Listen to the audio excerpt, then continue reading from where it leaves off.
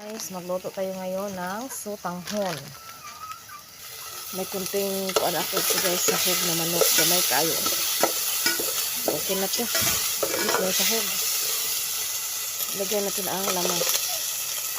Lagyan natin ng tubig.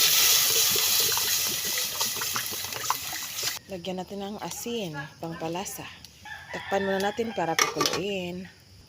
At lagyan natin ang ating sutanghon ng sigarilyas guys, kasi maraming buong ang ating tanim na sigarilyas. Ayan, kumulo na guys. Ilagay na natin ang ating sutanghon. Dalawang sutanghon ang ating ilagay ngayon sa ating sinabaw. Siyempre ang ating sigarilyas. Lagyan din natin ng paminta na di masyadong durog. At ating paghalo-haloin. Takpan muna natin para maluto. Ayan, kumulo na guys. Tikman muna natin kung sakto na ba ang lasa. Lagyan natin ng asin kasi matabang pa.